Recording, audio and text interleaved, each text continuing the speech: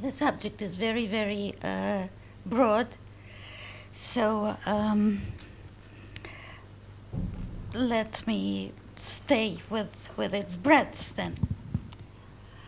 I shall begin with pointing to the example of biology. For we have always been humanity. We have always been interested in the reality of life. And yet, biology did not develop at all until the publication of Darwin's The Origins of the Species. So that's very interesting. Everything we could do before, since the writing on life began in different parts of the world, some 2,500 years earlier, everything we were able to do for those 2,500 years is basically describe various expressions of life, describe and create typologies, that this organism belongs to this type and that organism belongs to that type, but we couldn't understand what was happening, and we could not even begin to study this amazing reality of life scientifically because there were fundamentally two views about it. One, that the laws of life were reducible to physical laws, and the other, that life was some sort of spiritual reality, created spiritually, and there was no empirical access to it at all, so one couldn't study it. Then, after the publication of Darwin's work, biology started developing by leaps and bounds, and of course today this is the main science that we know. It is the most developing science. And not only do we understand enormously much more about the reality of life, every aspect of life, but we were able to develop a fantastic medicine technology based on this new understanding of the reality of life. What happened? Darwin was able to make an empirical argument, purely empirical argument about life, which nevertheless separated it, made it an autonomous reality, separated it from the reality of matter.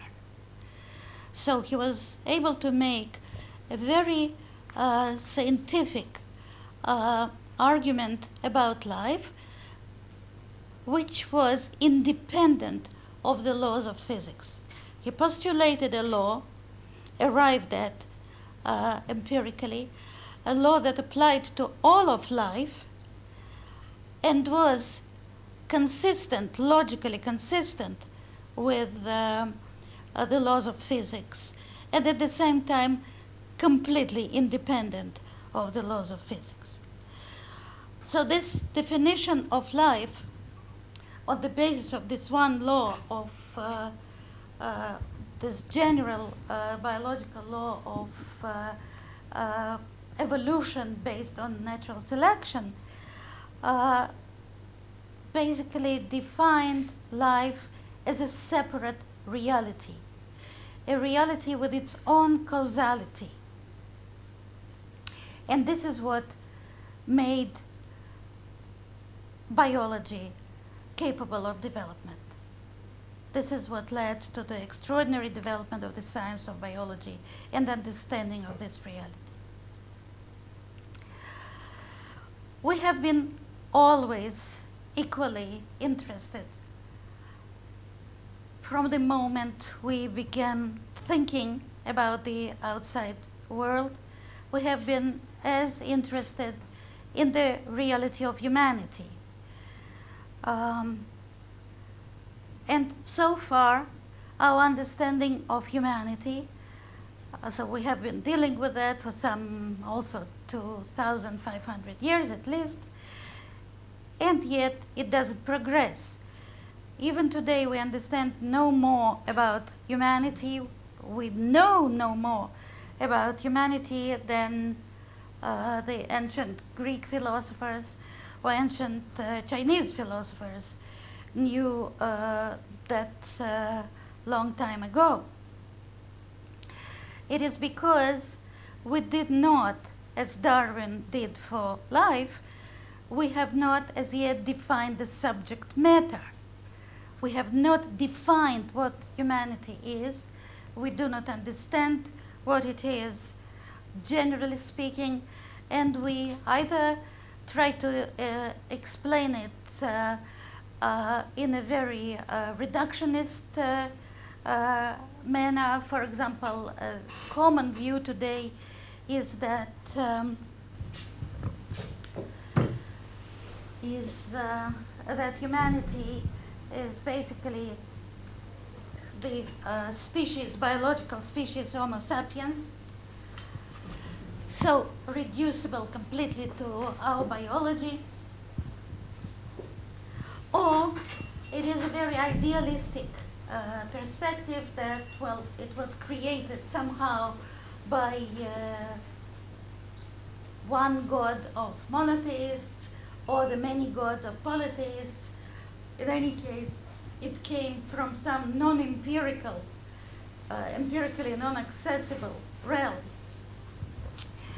So what do we do with that? So long as we won't define our subject matter, we will not progress. What we have in the social sciences and humanities is that they all evolve for completely accidental. So you see, all the social sciences, and humanities, they basically evolve accidentally, not in the way disciplines in biology now or in physics now and before evolved, following the development of our understanding. You know, first we resolve one question, and then from this resolution, new questions arise, and then we create another subdiscipline, right? This is not how it happens in the study of humanity. It happens usually just because some people want to create their own niche, their own turf. They say, oh, there are too many economists, so it's difficult to have a career as an economist. Why don't we become political scientists instead? And without knowing much, or the same, more or less the same things quite accidentally happen in the humanities. Yet all of us study one thing. We study humanity.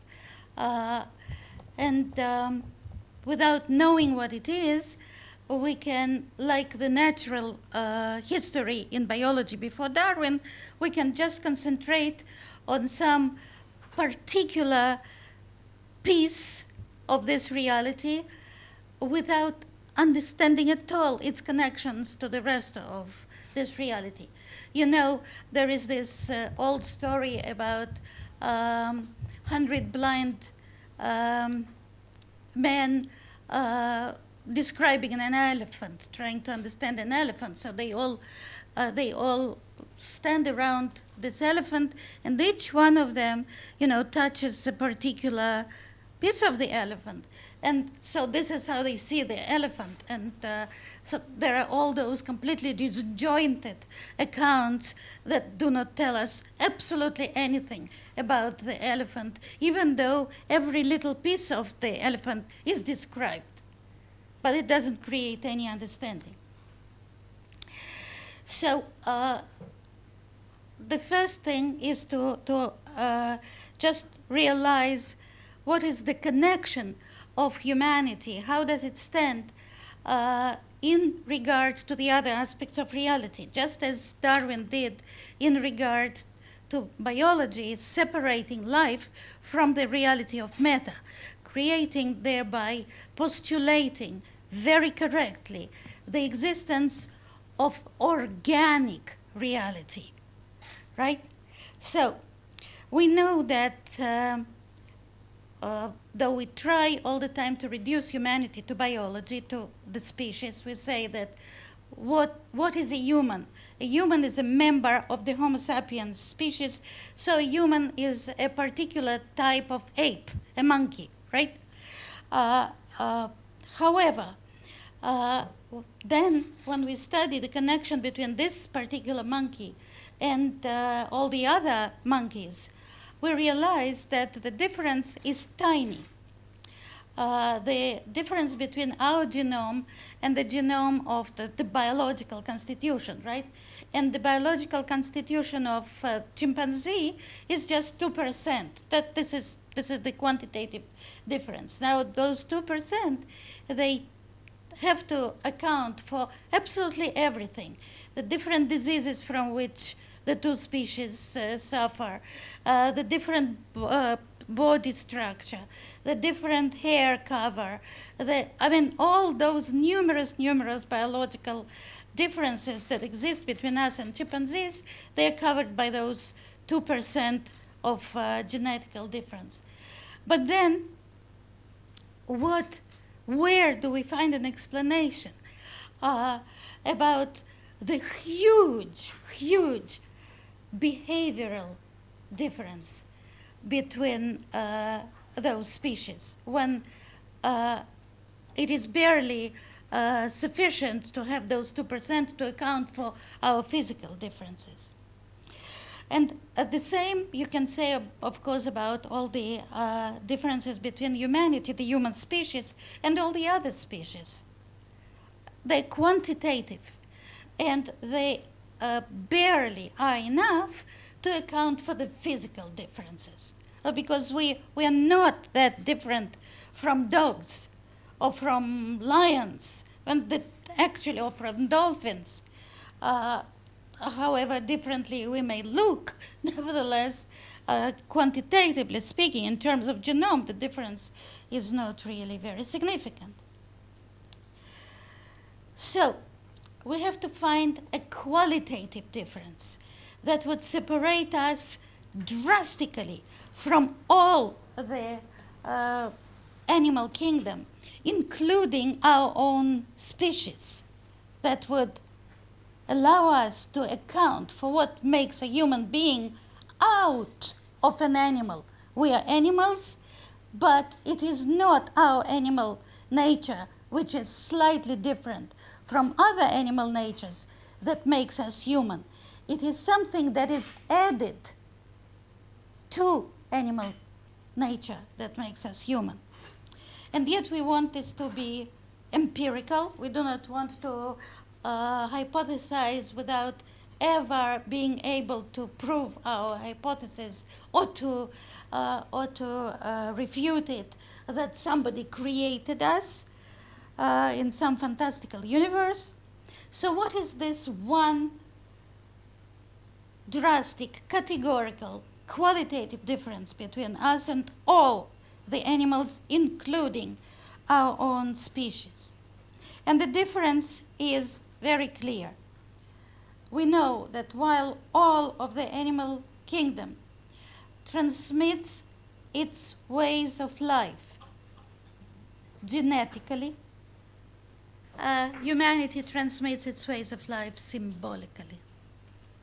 I'm not saying the species, our species, is the only species who transmits its ways of life symbolically. No, our species transmits its animal nature, its animal life, genetically, just like all the other animals.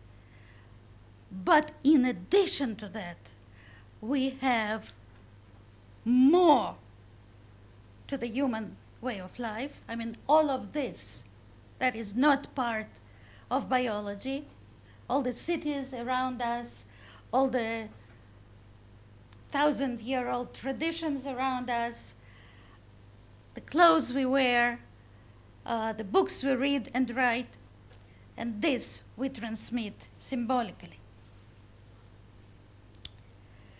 So, now, what is this process of symbolic transmission? This process of symbolic transmission of human ways of life, and only of human, not of animal ways of life, including our own, of human ways of life, this is what we call culture. Now, where does this process happen? This process happens, it leaves traces everywhere outside us, but it happens only within us. It happens in our minds. Now, again, many people would say, so it is still a product of our animal nature, it's the product of our brain. No, not at all. The mind is not a brain. The mind is supported by the brain, just as our humanity is supported by our animal nature, right? When we die as biological organisms, that's it. We are no longer living humans too. So it happens, this process happens in the mind, and the mind, first of all, unlike the brain, it is not a thing. It is not something material that takes place in space. It is not a material, not a spatial phenomenon. It is a process. It occurs in time, not in space. And it can be called culture in the brain.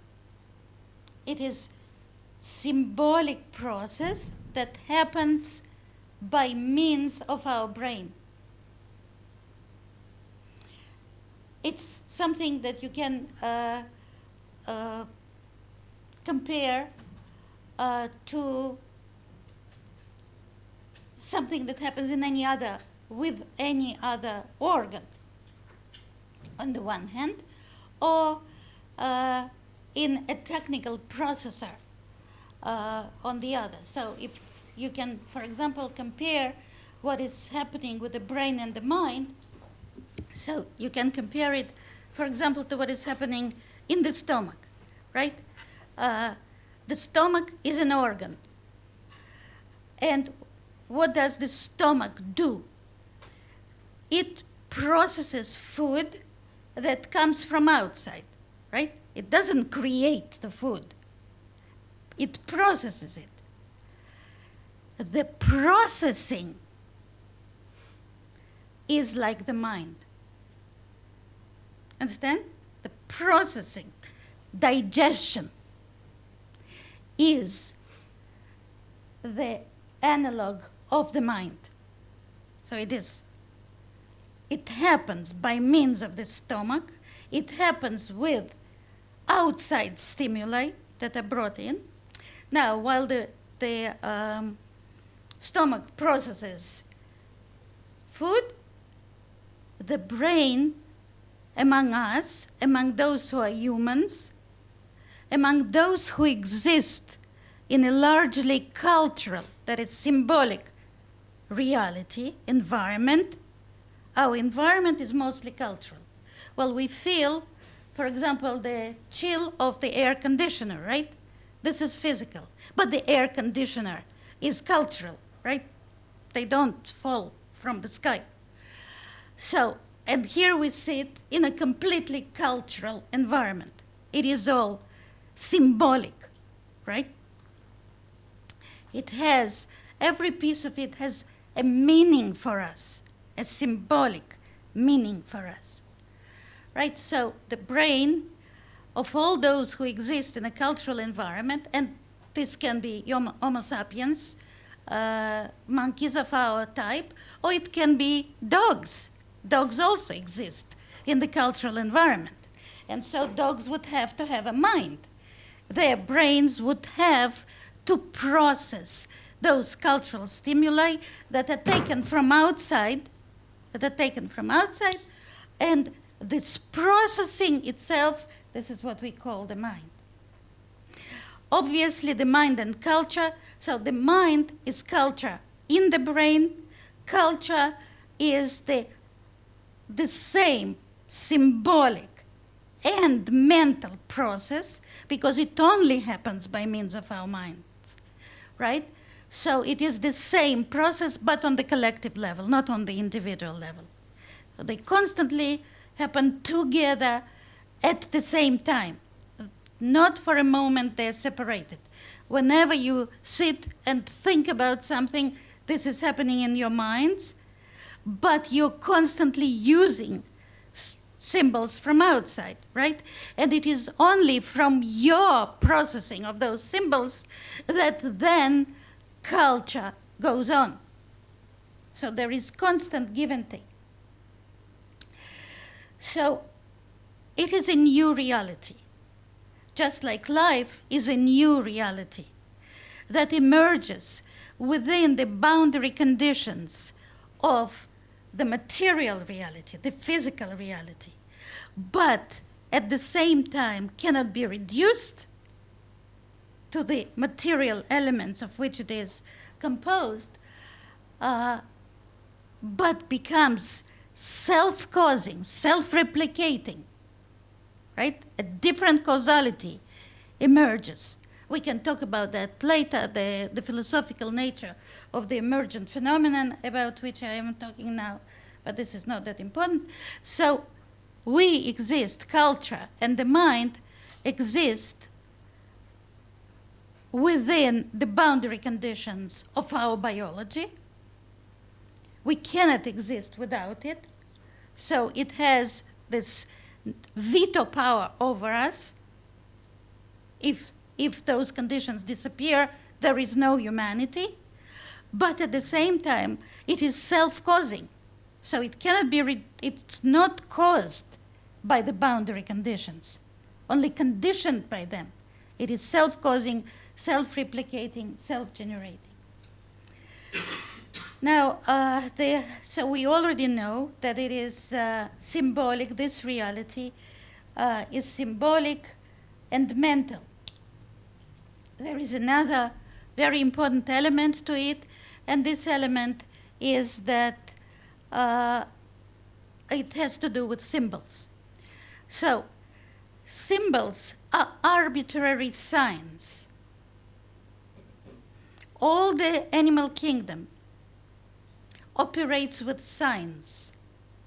They read the environment, they cooperate, they interact with the environment by means of signs.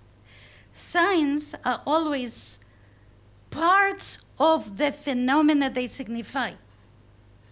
Symbols are not connected to the phenomena they signify.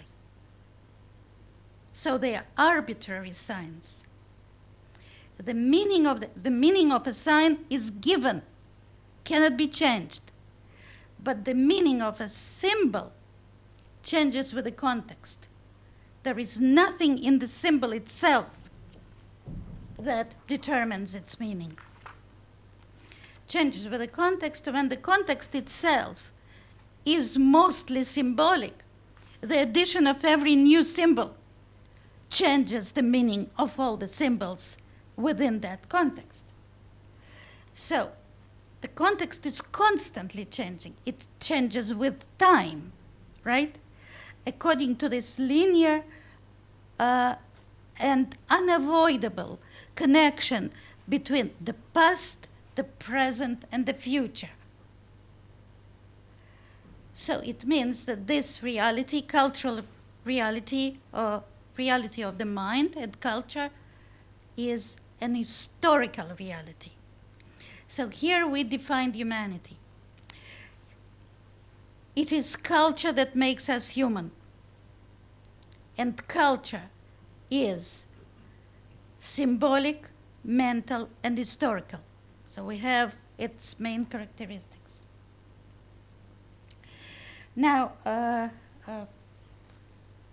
was asked to speak about what are the implications of this definition of our subject matter on our different disciplines, because this definition applies to all the social sciences and all the humanities.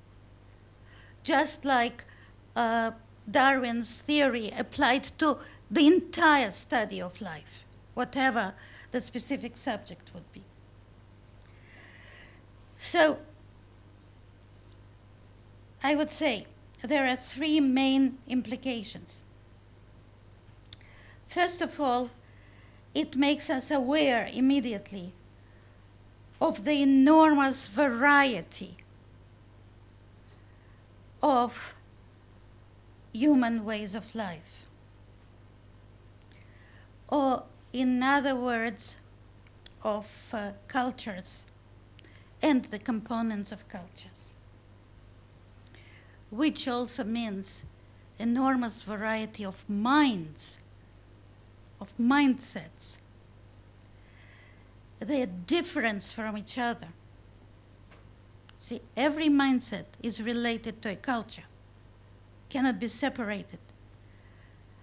If cultures are truly different, and given that those are symbolic and historical processes, we must expect them to be different, because the contexts are different in every historical case, right? So the minds are different. So people in truly different cultures would actually think and feel differently. They would have a different mental repertoire, different possibilities of thinking and feeling. So, and therefore, there will be, it's very different with any animal species, right? Because no matter how widely spread a species is, for example, wolves are they are spread all over the world, and yet everywhere and in all historical periods, their organization, their way of life is the same, basically the same, without any connection between them. The only thing is that it is genetically reproduced. And this is not at all like that with us. Okay, so this means that we would become aware of the subjectivity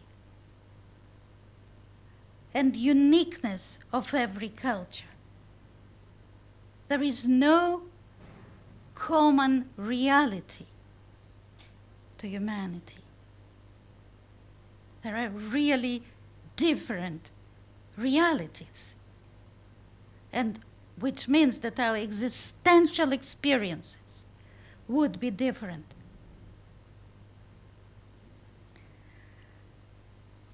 This, of course, would have a great implication for languages and their translatability, because language is a core feature of every culture. But if cultures themselves are truly subjective and different, then you wouldn't suppose that they would be fully translatable. So, this doesn't mean that this is a barrier forever to sharing those cultural experiences. In fact, not. I would say that this very awareness of the differences would force us to make more effort and therefore will result in greater cross-cultural understanding, then is the position that we are all the same and there is no need for an effort. But we cannot expect immediate translatability. This is what I'm saying.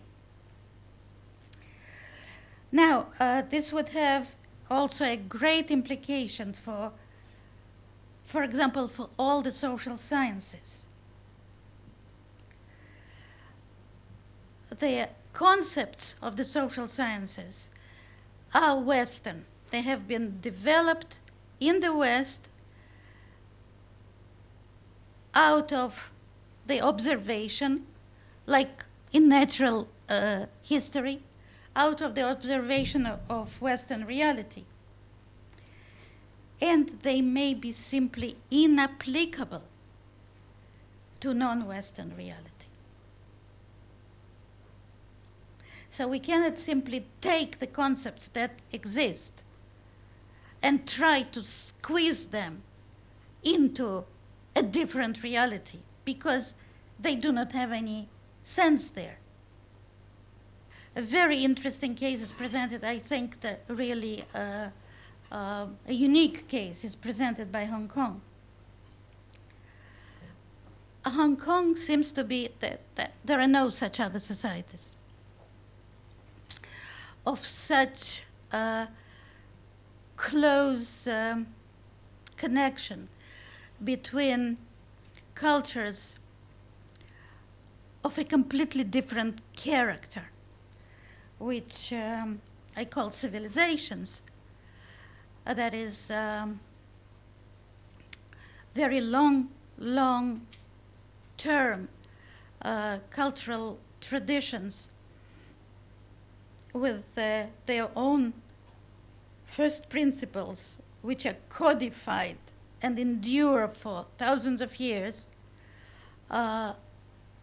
because they're codified in the written language, so they're transmitted with language itself. Civilizations, there are few, there are only 3 that exist today. In general, in human history, there were several more, but those are very special cultural processes. So civilizations having their own first principles, which are necessarily inherited through language itself, they do not communicate. They are basically like similarly charged magnets, so they repel each other. There is a barrier to cultural diffusion between civilizations. Not necessarily conflict, simply, in fact, usually no conflict at all, because they're not relevant to each other. You have clash of cultures within the same civilization. This is where usually wars occur, for example, because they understand each other very well and they're relevant to each other. But between civilizations, there is simply no connection. So until very recently in the West, we didn't know that China existed. That is, we knew that it existed like the moon. We know that the moon exists, but it was as relevant to us in the West as the moon is relevant to us. You know, maybe somebody would like to land there once, but but really not more than that. So there are 3 civilizations existing now, one that we may call Western, Chinese, and Indian. Now, civilizations cannot be colonized because of that, because they're mutually repelling. Actual colonization occurs in cultures which do not have their own civilization. So they're swallowed by civilizations. But civilizations cannot be colonized. And only in the case, even in the case where you have a very long-term rule of one civilization over, of representatives of one civilization over a different civilization, as happened in India with the Muslim context of about 1,000-year-old control, the impact of this colonization is minimal. It is astonishing how little India was affected by this 1,000-year rule by a different civilization. So a situation like Hong Kong is really unique, because here you have two civilizations actually coming together in a very small space. One is controlling. It is controlling, but it is not dominant. But it is controlling. And the other tolerating the control, but not necessarily influenced. So Hong Kong is like a kaleidoscope. There are those different pieces, cultural pieces in it, some of which are actually mutually repelling. And you see this in the formation of the minds of the people, because this happens not only on the outside. On the outside, I pay attention, for example, there are Western restaurants and there are Chinese restaurants. And in the Western restaurants, you hardly see any Chinese. And in the Chinese restaurants, you don't see any Westerners, even though they each side by side, right? But in terms of the minds, the individuals start forming their minds, their identities, and somehow they accumulate they're born into a huge, unorganized environment of lots and lots of stimuli. And so some of them, they appropriate, the others, they discard. It happens kind of naturally to begin with. And some of them would congregate and construct a kernel of one's identity. And it depends on what is the kernel. If it may be Western and it may be Chinese. I'm talking about people who are exposed to both, and not to people like expatriate community who obviously are not exposed to both. They come with their own, and this is how it is. I'm talking about the population here. They exposed to both, but whatever kernel they accumulate, it would then repel the other. And so it occurred to me when I was talking to a group of young people a couple of days ago, that some people actually form completely Western minds. And it is those people who want independence.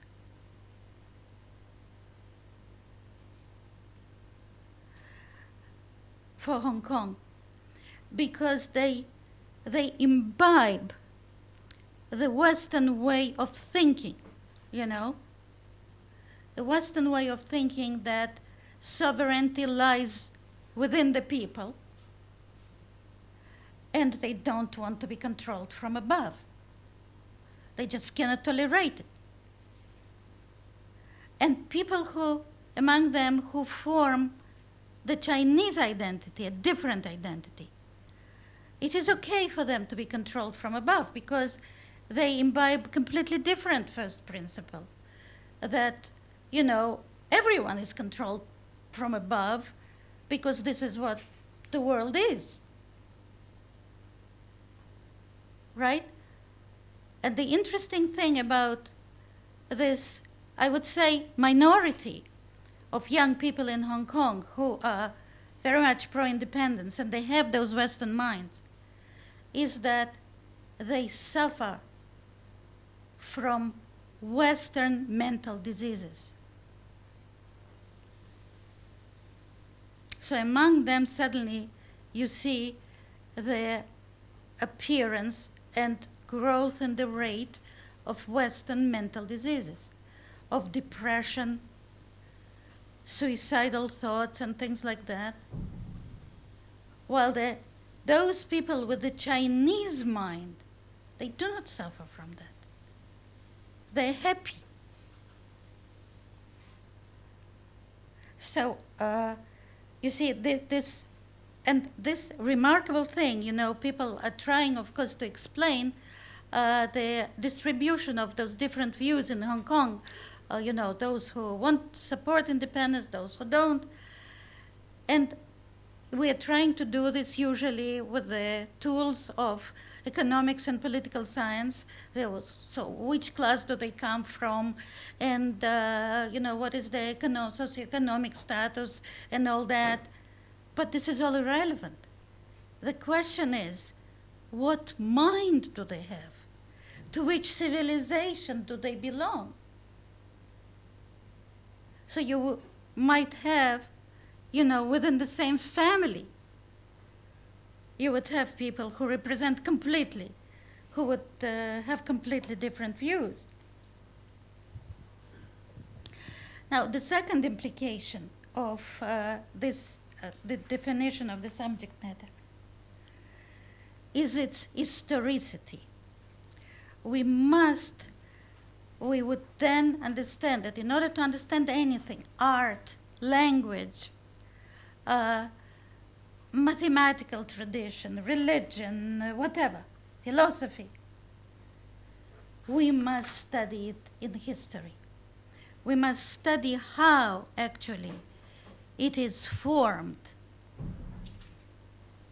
between the past, the present, and the future. We cannot study it statically.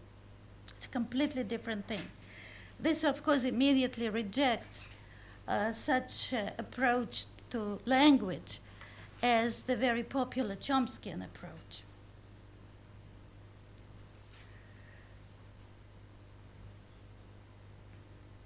And finally, a major implication would be the psychological implication. Because the understanding that the mind and culture are inseparably connected, and that the mind is the chief active element which never exists on its own,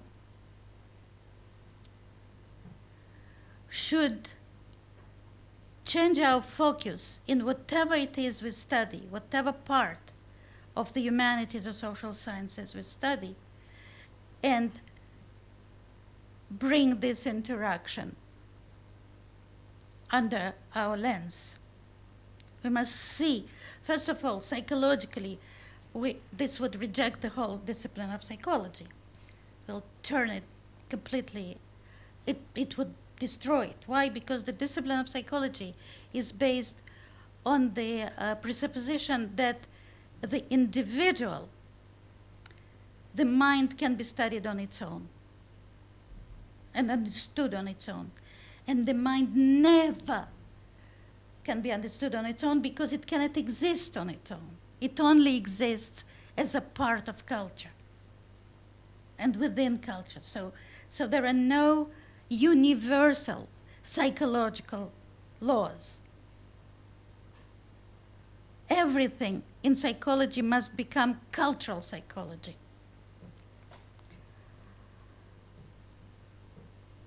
But also, when we deal with any other area in the humanities and social sciences, we have to understand not only culture on the collective level, not only the tradition, and describe the tradition on the collective level, for example, in children's literature. right? We cannot just describe the product and derive then conclusions from that. But we must understand what does it do to the mind, on the one hand, and what the minds of participants, of creators, of distributors do to the tradition, how they are connected. Now I can open to... Okay.